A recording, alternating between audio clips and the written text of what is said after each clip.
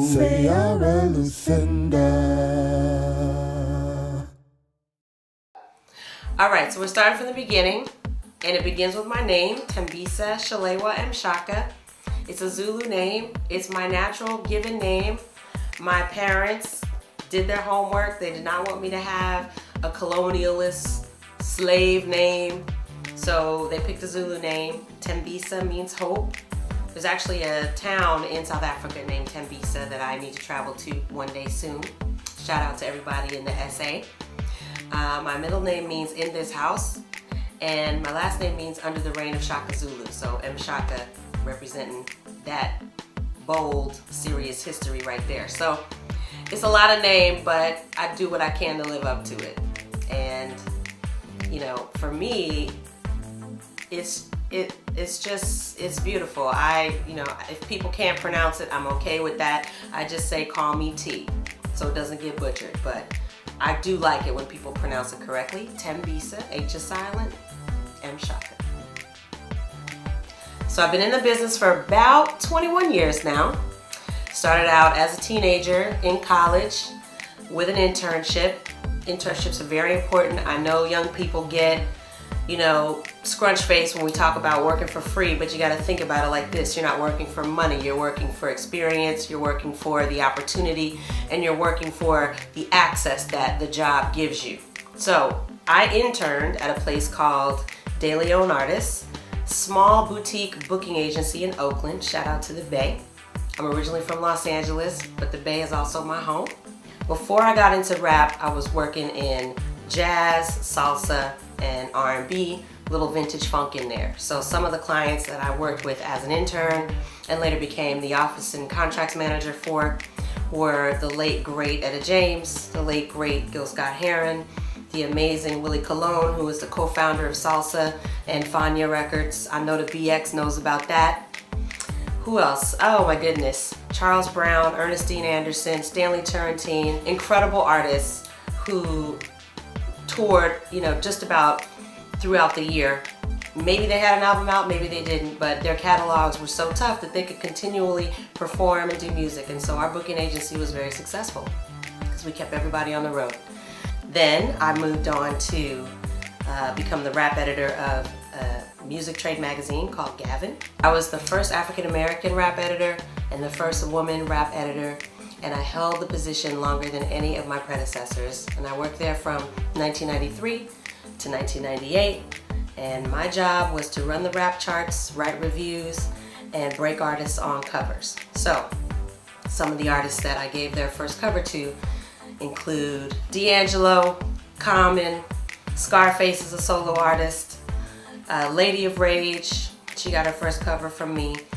First exclusive trade interview that ever was done on Timberland, I wrote that. Bone Thugs and Harmony, another group that had not been known to the industry before, and then I had the special opportunity to put them on the cover. So, you know, I took it very seriously, just the opportunity to be able to, as someone in a position of power within the media, to shine a positive light on artists who were doing things that were innovative or that the radio industry needed to know about. So, you know, it was my honor and my privilege, and I didn't deal with anything that was whack. If you had garbage, it was not going to get any press. I wasn't going to try to make it more than it was or blow it up. We just weren't writing about you. I didn't have enough ink. I was doing a weekly column. I had 600 words a week, and if your stuff wasn't popping, it wasn't going to get mentioned, period, point blank. So that was, you know, my role at Gavin.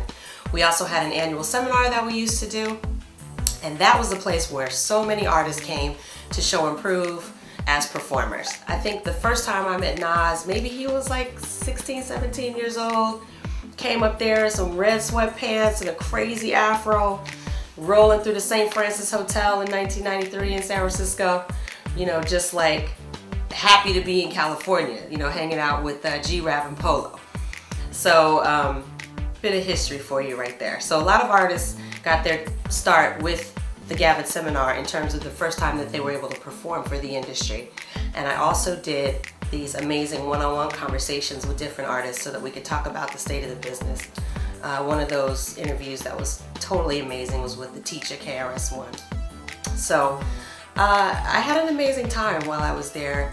There were so many groups that got their start at Gavin that, you know, made a huge impact on hip-hop music. Certainly Souls of Mischief, Wu-Tang Clan, Busta Rhymes as a solo artist, Old Dirty Bastard as a solo artist, Aaliyah, may she rest in peace, Razzcast. All these acts got their start within the industry on the Gavin Seminar stage. And I was proud to be a part of that. We gave college and community radio the opportunity to really showcase the power that they had to break artists. And that's why, you know, Gavin was, you know, really revered by the industry, because we celebrated those stations. I had over 300 stations reporting to me, college and community stations, but also some mainstream stations. And that was right at the time in the mid-90s when hip-hop broke mainstream, when we had contemporary hit radio come into the picture, and we had major radio stations with high frequencies playing, or high wattage I should say, playing hip-hop music during the day, not just overnight or on the weekends or in the mix, but like throughout the day, and giving it that level of respect. So it was a really critical time to be a media player within hip-hop. And from Gavin, I went on to become an advertising writer. I went from writing a weekly column and writing reviews and managing charts to writing advertising campaigns. And I was brought on by Sony Music in 1998, and I had 2 projects out the gate that I had to just jump right into. I got hired in June, and my first campaign's album was coming out in August. And the very first campaign that I worked on was The Miseducation of Lauryn Hill. So I wrote, conceived the advertising campaign for that, worked along with a team of art directors and producers for the television and radio spots.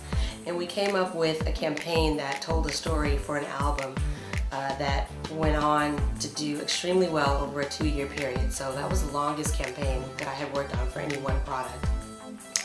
And 20 million records later, The Miseducation of Lauryn Hill has influenced a generation of artists, a generation of men and women, particularly young women, and it solidified Lauryn Hill as an artist to be reckoned with. The second project that I worked on was JD's solo album, a compilation record that he did with a number of his favorite artists called Life in 1472. Y'all remember the Jay-Z record, Money Ain't a Thing, right? So that came from that project. So I got the chance to work with JD. And some of the other artists that I was privileged to write campaigns for include Jagged Edge. I did 3 albums for them. I did 4 campaigns for Will Smith, 6 album campaigns for Nas, including Stillmatic, QB's Finest, Street's Disciple. I did the very first campaign for 50 Cent for The Power of the Dollar. And he and I still close to this day. Shout out to Fifth. Who else? Oh, you know, I've been talking about so much hip hop, I kind of forgot about R&B. Maxwell, worked on a couple albums for him, who I love Maxwell. Destiny's Child, I was privileged to write the campaigns for Survivor, for Writings on the Wall, and the individual album campaigns for each of the girls' solo debut albums, for Beyonce, Dangerously in Love, Michelle Williams, Heart to Yours, and Kelly Rowland's Simply Deep. I also worked on Solange's debut album on Columbia Records. So the resume is rather deep, I gotta say that. And I have to say that Sony really gave me an opportunity to sharpen my skills as a writer, and gave me the chance to work with artists that I respect, groups like Dead Prez. It was an amazing experience, really challenging to write campaigns that sold the music but didn't sell out the artists, that talked about the message that the artist wanted to get across without making them seem like, you know, they were shallow or like all they wanted to do was sell records. And of course that's important, but artists also want to share their creativity with the world, share their gifts with the world, and we wanted to make sure that the campaigns reflected that as well.